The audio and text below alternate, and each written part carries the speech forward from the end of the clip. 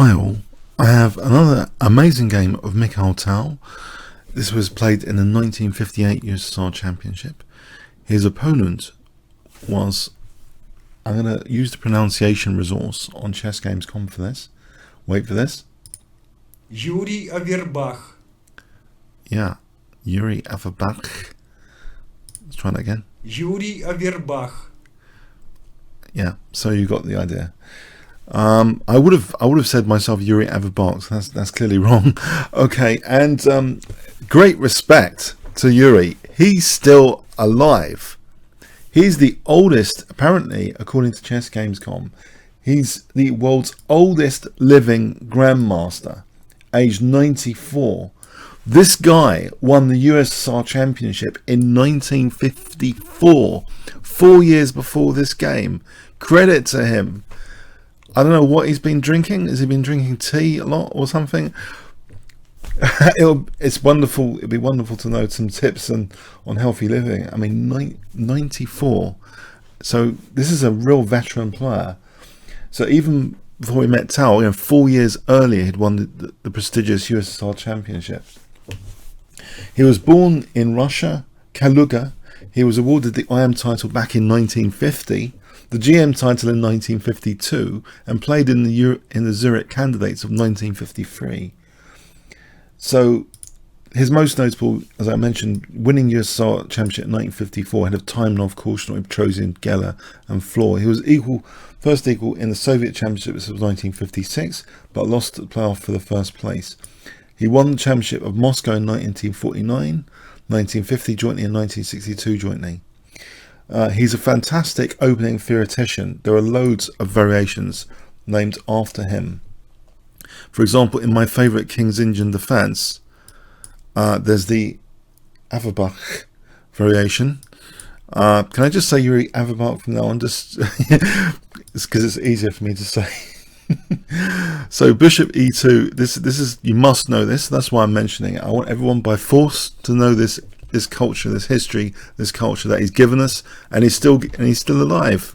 So the Averbakh variation of the King's Indian defence. There's also the semi-Averbakh system. This is from a white perspective, by the way. So that bishop is from a white perspective. So really, I should flip the board. Really, knight c3, bishop g7, e4, bishop e2, and this bishop e3. So note the knight hasn't deployed yet, so that's another one. And also the modern defense Averbakh variation, when black hasn't committed a knight, actually, the little nuance, but treating it as though kind of it's just like King's Indian, in fact. So ignoring the fact that black hasn't committed the knight, just playing like this anyway. So yeah, he became an international judge of chess composition in 1956, international arbiter in 1969, president of the Soviet Chess Federation from 1972 until 1977, and took an active role in a number of important FIDE committees. So incredible guy. Okay, this game, so back in 1958, he's playing against Tal, d4. Tal plays knight f6, and we go into the Benoni, and we have the classical variation of the Benoni coming up. So bishop e2, bishop g7, knight f3, both sides castle. So black enjoys some pressure on this e-file and puts some pressure on e4 immediately with rook e8. We have queen c2. Now this looks to be, in fact, knight a6 is dual purpose here. I mean, knight b4 might actually be very useful for black under certain circumstances to kick this queen. The queen has to stay protecting the e4 pawn, but also sometimes the knight can just swing back and help b5 plans. So it's dual purpose there, knight a6, very interesting move. We see in this game bishop f4, knight b4, so the knight is being annoying. The queen does step back, still protecting the pawn. But an incredible move is set early on in this game. This was a time when there weren't incredible chess databases and theoretical, the theory we've got today. And sometimes, surprise moves in these kind of systems, the opponent had to really improvise and could falter. Now, technically best is probably Queen e7 here, just adding some more pressure.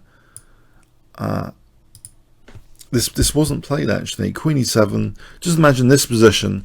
Black can be prepared to give up the light square bishop, and the knight can find even d3 here kind of useful after c4. So this kind of position would be pretty standard. But can you guess what Tal played here? If I give you 5 seconds to pause the video. So starting from now.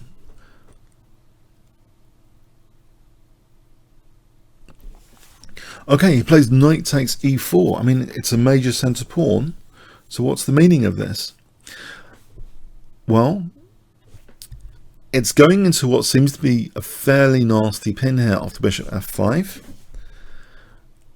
And also note there's an unprotected piece on e2. So isn't this a bit dangerous? This is all about, at the moment, it's not about king safety. It's about kind of loose pieces and pins. But it's another avenue of tactical ingenuity that Tal often displayed, that he could put material under pressure as well, pins, loose pieces. I mean, there's a loose piece actually on f4 as well. There's e2 here as well. Now, yeah, I mean, white did not have many options here. If he protects the knight like that, we just snap that off and take on e4. So there's not too many options. Now here, the game continuation is knight takes d5. So gaining another pawn for the sacrificed knight. Tal still has the bishop pair. Is he being rather flippant with knights? Sometimes, like other players more positional, they're more known for entrenching knight into outposts, but Tal's kind of known for like being a little bit flippant with his knight, sacrificing a knight, often to just damage the opponent's king safety. But here, it's attacking a loose piece. And white, maybe slightly confused by this position, feeling under pressure, plays bishop takes d6. Now, there's a very interesting line with bishop g3. In fact, this position, according to Strong Engines, is actually only less than half a pawn down for black. There's a key move here, which black is doing okay after. Can you see what black can do on bishop g3 to try and maximize the power of this pin? If I give you 5 seconds here.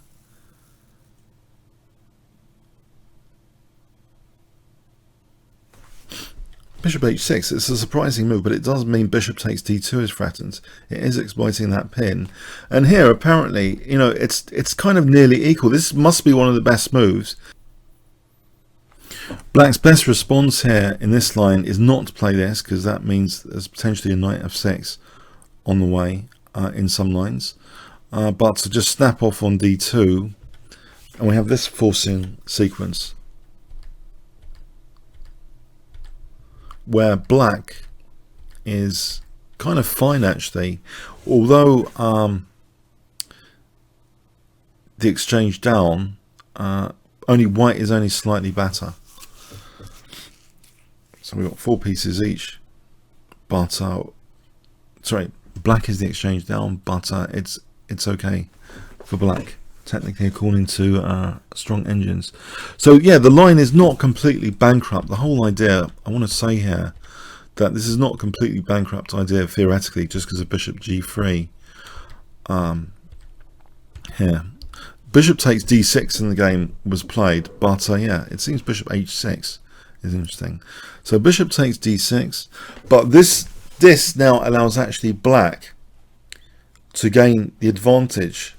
This is actually a critical mistake, in fact, because it actually lets black gain the advantage with this next move. Can you see what Tal plays here if I give you 5 seconds, starting from now?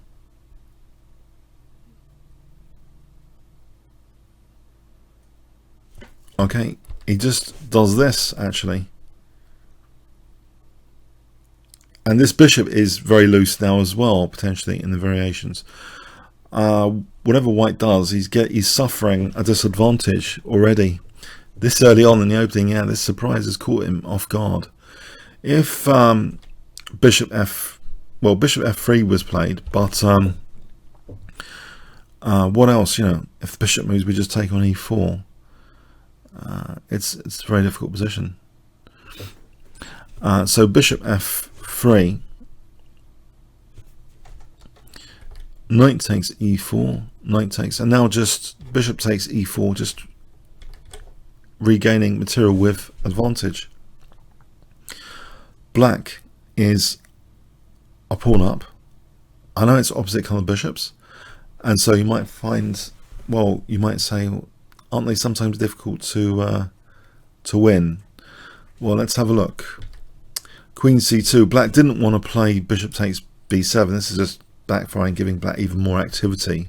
This position is to be avoided. Black's just doing very well here. So forget about taking b7. Queen c2. Now, so Tal's first idea is just to put more pressure on this center file, doubling the rooks. Okay, entrenching the bishop now centrally. White is putting his pawns on light squares away from this bishop, and black is also doing the same for this bishop. So they're making their pawns less sensitive here to each other's bishops. But there is the king side now. For another plan, rook e5 was played. We have rook d2, h5, and you see the contour of a plan, a potential fawn pawn coming in on h3 to try and disrupt white's king position, either create light square weaknesses or other stuff. So rook e2 trying to trade off. Tal doesn't mind that, trade of one pair of rooks, and carries on with h4. So it's going to go straight into black's king position there to try and disrupt things. King h1. For the moment, though, we have queen f4. Now this introduces other ideas, potentially just to weaken white's king, like bishop e5 to prompt g3. But there's also, of course, a lurking h3 here. White voluntarily weakens some of his light squares with g3 in this position. The queen steps back, done its job there, just provoking some key weaknesses. Queen d1. We have rook d8. Now bishop g4 was played, and if white let black play h3, I mean this seems to be against h3, so say we have queen d3 instead. In fact here this would be a little bit tricky because black can't do things like this because of rook takes f2, but it just installs the fawn pawn instead, and this should be comfortable for black.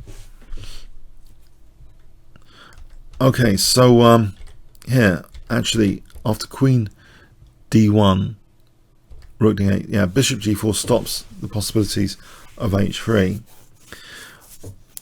but now things are slightly different from the variation mentioned before. Actually, can you see what Tal can play and get away with here in this position? If I give you 5 seconds to pause the video starting now.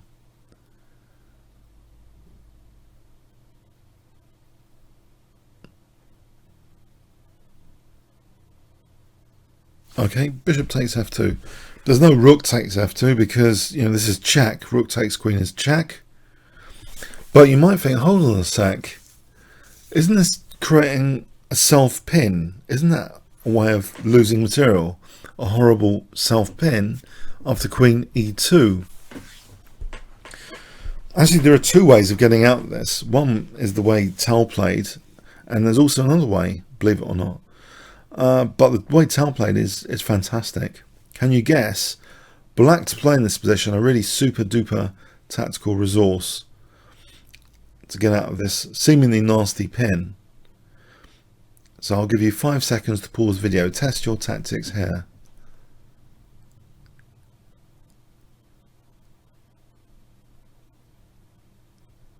Okay, rook d2. Yeah, that's one way of protecting the bishop, but you might think, hold on, what's protecting the rook? Hey Superman, who's holding you? Rook d2. What? The reason is it's trying to deflect away from the diagonal. So if queen takes, we have actually in this position this really vicious check on c6, and you'll note the bishop and queen coordinating here for a checkmate. It's going to be checkmate there. Let's put that on the board. Be checkmate. So that's immune. Yeah, but also for those technically minded, by the way, it seems here queen c6 check is also possible, because after bishop f3 we have again rook d2 in this line. Note also the queen stopping queen e8 check. This is actually okay as well for black. For example, like this, it's winning for black. That's okay. Yeah. So, but this is more stunning. Rook d2. We have queen check.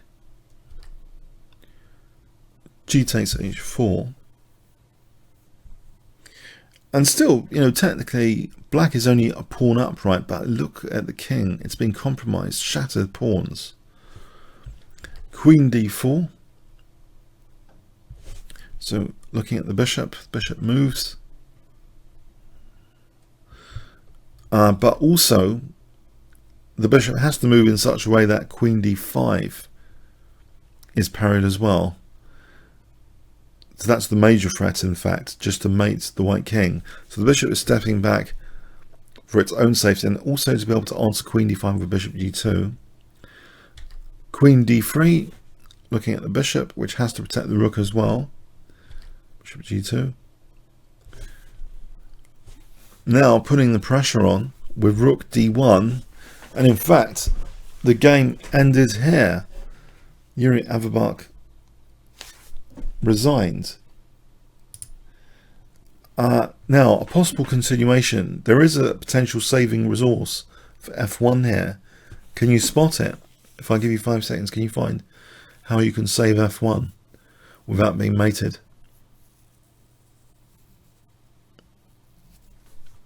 Okay, queen b5 actually directly sort of defends f1 here. But black gets an advantage in this line. Rook takes f1, bishop takes f1, check, absolutely forcing bishop g2, queen takes h4, and we can say that black is winning basically. He's 2 pawns up now, and with threats like bishop g3, it's just very unpleasant for white to play on in this position. Yeah, the opposite colour bishops are quite good if you've got a nice attacking position. It's just basically torture for the opponent. White would be tied down to h2, and then black could start moving, for example, with his f pawn, and it's going to be a slow torture, but it's going to be winning for black ultimately. So maybe a little bit of, you know, generosity or just sparing some energy for other rounds. That, yeah, rook d1, white resigns here. Didn't want to play that out. So a fascinating game, and it shows, you know, at the time, you know, you could spring a surprise weapon at a really high, a surprise move in an opening at a really high level in a prestigious tournament, and do well with that. You know, the opponent just got a worse position. But, you know, theoretically, the books at the time wouldn't have mentioned, by the way, about bishop h6.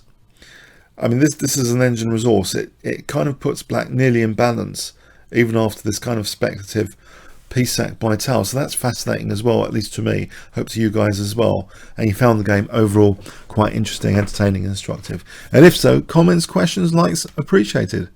Thanks very much.